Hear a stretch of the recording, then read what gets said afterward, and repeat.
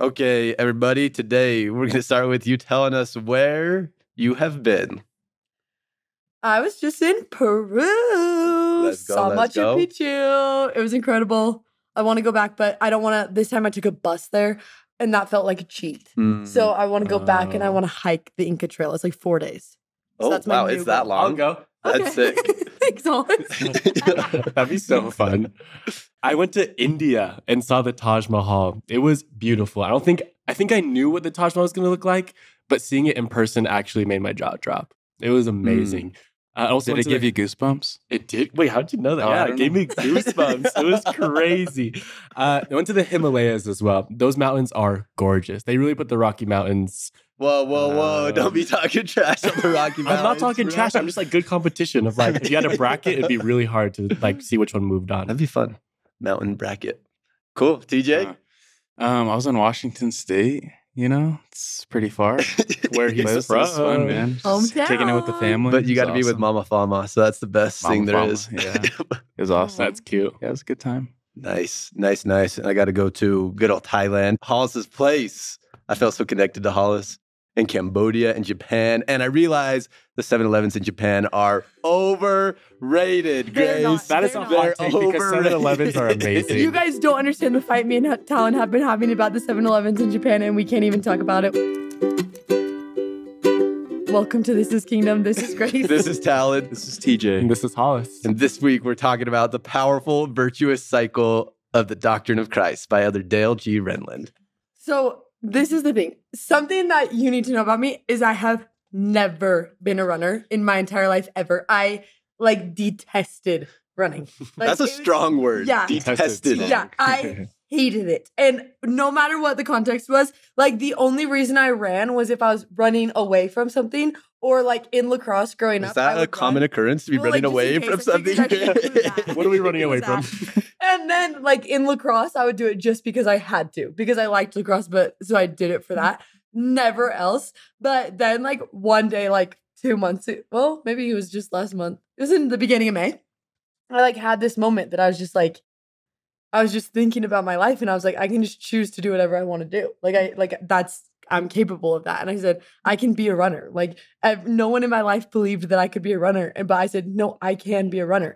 And so I just started running. And I just went to the gym and I just ran. And then I ran every day after that. And I sort of became a runner. But the problem is that then I was a runner for probably 2 weeks or 2.5 weeks or something. And I ran every day for those 2.5 weeks. And then I went on my trip to Peru. And the truth is, I did not run one single day in Peru. I didn't even take one running step. Okay, there was not even a remote, nothing. I did not run at all. And then I got home, and I was I can't be a runner anymore. I lost it. I was good for 2.5 weeks, but I can't start over. That sounds exhausting. I'm gonna be bad again. And I wasn't really good before I went to Peru, but I was better than the first day. And I was I can't do that. I can't restart. That sounds miserable. That sounds awful. And then I just was driving that day, and I was kind of thinking that maybe I should go for a run because I sort of had time. But I was no. I was I hate running. I'm not doing it. And then I was imagine how embarrassing, because there was always this person at the gym that was running at the same time as me. And I was imagine how embarrassing it's gonna be to show back up after 2.5 weeks. I love that you were worried about that. They're gonna think that I'm slow and bad. So I was kind of talking myself out of it. And then I just had this moment. I was just walking around in Target, and I just had this moment, and I was I could just go run again. There's nothing wrong with that. I could just show up at the gym and I can be a runner. And so then I just went, and I went right. I just got all my stuff, and I just went right to the gym, and then I started running, and now I'm back in my running era. And what I was thinking about when I was reading this, talking, studying is I think that so often with our spirituality, it's the same way. And we have this moment where we're yes, I'm all in. I'm going to do it. I'm going to commit. And then maybe something happens and we take a break, or we forget about the habit, or we it's summertime. And so you stop or whatever, fill in the blank it is. And I just realized with running that you can get back into that cycle at any time. And I just truly believe spirituality is the same. That I think we get all wrapped up in our heads that we're no, I can't, and we make all these excuses. But in all reality, I think we can wake up and we can decide who we want to be, and we can just become that person. And maybe you haven't prayed in 3 years. You can choose to pray tonight. Maybe you haven't read your scriptures in 3 months and you're like, I don't even know I don't even know where to start. You can just start anywhere. That's no problem. Maybe with church, you're like, I can't show up because all the people that are always there are going to be like, well, where have you been? And it's going to be so embarrassing. That's why I thought about the gym. But literally, I didn't even, like, I went to the gym. I didn't even think twice about, okay, well, I thought like 3 times about it while I was there, but it was not that embarrassing. Like, I just like got brave. And I think church is the same way. Like, you can just choose to show back up. And I just think that's such a powerful thing, is that we have the opportunity to choose who we are and what we do, you know? I love it. I love it. Yeah. And I really think most of the time I don't enjoy starting a habit because it's hard. The initial first steps are always hard, whether it's running or whether it's going to the gym or whether it's starting these spiritual habits. The first couple of steps are normally hard. But what I realized is once you start getting into them, once you start building that momentum, you kind of just keep moving. You keep going. And man, it just makes me think of every single person that is making all these reasons why they can't start their spirituality or why they can't start a new habit. Like, they're not worth it. Like, they're not worth holding on to. And I think so many times we're like, oh, I should have started it so long ago. Like, who cares? Who cares if you should have started before? Just start it now. And I think if we can have that mindset with any good habit of, I will start it now, we're going to look back in a month or 2 months or in a year and be so happy with the progress that we've made. Yeah, there's that quote, right, where it's like the best time to plant a tree was 10 years ago and the next best time is like today, you know? And I love what you said, Grace, about how like all the opposition you felt in the car, you know, and like all those thoughts. And Elder Renlund shares his story of when he falls out of the kayak. It was the kayak? Yeah. He falls out of the kayak and later he says he's like, I'm so grateful that my guide didn't ask me a dumb question like, hey, like, why are you in the water? Or, you know, he's so grateful he didn't correct him in front of the group. He's so grateful he didn't talk down to him.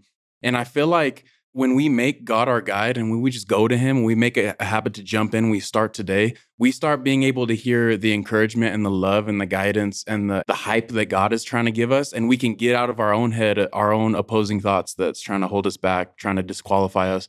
And a lot of times that's coming from Satan, you know what I mean? Because I love the saying, like, he's not trying to get us to give in, like Satan's trying to get us to give up. And so it's like, man, if we could just tune in, just start today, we can stop listening to some of the negativity holding us back. We could start tuning in to the person who's going to hype us up the most. I love this. I love what Talon was saying about momentum. It actually reminds me of this story I learned in Jerusalem last year. I thought it was a really beautiful thought. It was about the man who had leprosy, who was commanded to go to the Jordan River and dip himself in the Jordan River 7 times. And a thought was shared that I thought was so beautiful. I think a lot of people ask, like, oh, what dip healed him? Was it the first dip? Was it the 6th dip? Was it the 7th dip when he was healed? But what they shared was it wasn't the number of dips he did, but it was the rhythm of the dips that healed him. And it was the rhythms that heal us. And they started sharing about how, just like how those waves at the beach are just like so soothing, or sometimes we listen to music and it's the rhythms that are so healing. It's the rhythm in our life that heals us. And I feel like sometimes it's really easy to tell when you're off rhythm with God. It's really easy to tell when you're not doing what you're supposed to. And you're like, oh, I just want to get back because I'm so off rhythm. But it's, I think, a really interesting thing to ask ourselves sometimes, whether it's running, going to the gym, or spirituality with God, is what's my rhythm like with God right now? And is it off? Because there's so many times I felt off rhythm with God. I didn't have that momentum. I didn't have that motivation. And I wanted to get back on rhythm because that's what truly heals us. And I feel like evaluating those rhythms in our lives can really, really help us when we're stuck like that. The other thought I had with this, I had a friend text me just a little bit ago, and she's like, hey, I'm really struggling to hear God right now. Do you have any tips? And what it made me think of is, Grace, you were not back in shape. You were not a runner again after that first time you went. Am I right? Yeah, it was like last week. She's like, yeah, she's like, I'm still not. Yeah, like, no. And the thing is, I can't tell you, Grace, like when you're going to be a good runner. You know, like I can't tell you if it's going to be next week or in 2 weeks. But honestly, this is what I can say. You say never, but what I can say is that if you keep running, you will become a good runner. You know what I mean? Like that will happen. And I want to say the same thing to this girl who was asking that, like, I'm struggling to hear God. When am I going to start hearing God? I don't know. I can't tell you exactly when that will be. But what I know is that if you start running and consistently keep running, you will become a good runner. And if you start seeking God and you consistently seek God, you will start finding God. And if you can push through the waiting and you can push through the struggle, you will end up seeing those results. I love that. I think sometimes what paralyzes us is we're so afraid to be bad at something. We're so afraid to take that first step because we know we won't be as good as others. It reminds me of the show I watched as a kid. There's this really funny quote. Was it Arthur? That was my favorite show. Adventure Time. Oh, nice. Nice. And in Adventure Time, they say sucking at something is the first step of being kind of good at something. Well, that's good. And I really love that because sometimes it takes being bad. Sometimes it takes being a novice. Sometimes it takes being not that good at something to really understand that that's normal, because you will be a good runner. You will listen to the Spirit one day. You will notice God's hand in your life, but all it takes is starting sometimes.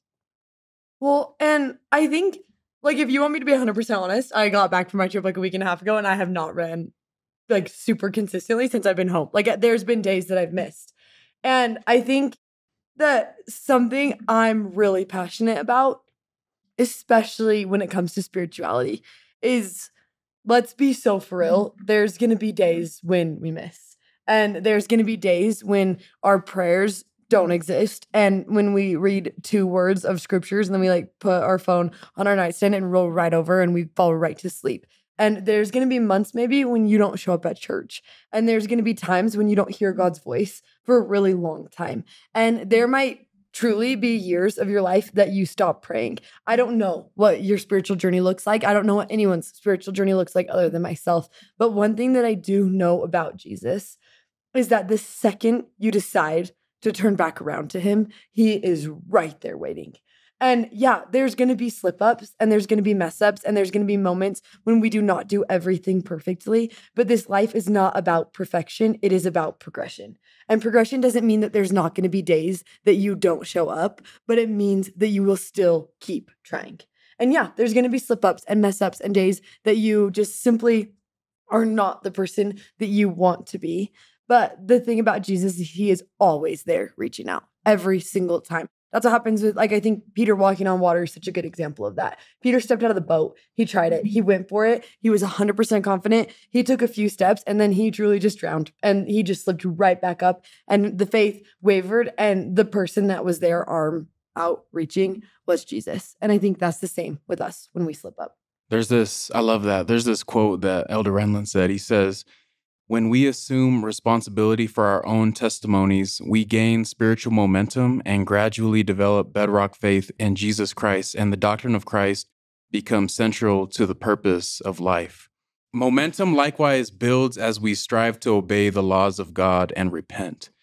I don't know. I just think the times in my life as I'm listening to all you guys, I just got to say, like, yes, it is tough and it could be tough to jump back in, and you got things trying to hold you back. You got negativity, you got thoughts, and you got people sometimes. But man, once you get in the boat, man, like, there's great things ahead. There's so many great things and beautiful things and plans and dreams that God is going to make happen for you in your life. Like, it's not just that you get back on track and it's like, oh yeah, cool. It's like you get back on track and man, God's going to give you some momentum and he's going to set you up and he's going to put some big things in your life because he trusts you and he loves you. And once you hop back in the game, man, it's on.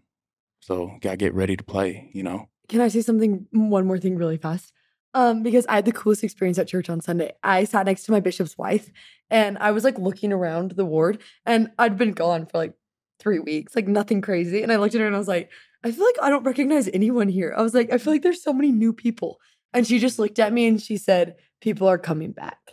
And it was so hopeful to me. And I just think in my head and in my heart, like, it is so easy to be paralyzed by fear or shame or guilt. And it is really easy to talk ourselves out of things. And it is really easy to talk really big and just like spend our entire day being like, oh, I'm just trying to figure things out. I'm not really sure.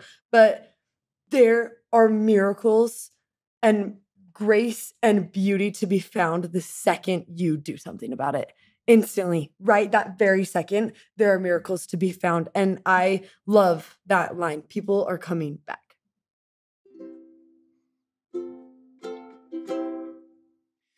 When peace like a river attendeth my way, when sorrows like sea billows roll. Whatever my lot, thou hast taught me to say, it is well with my soul. It is well with my soul.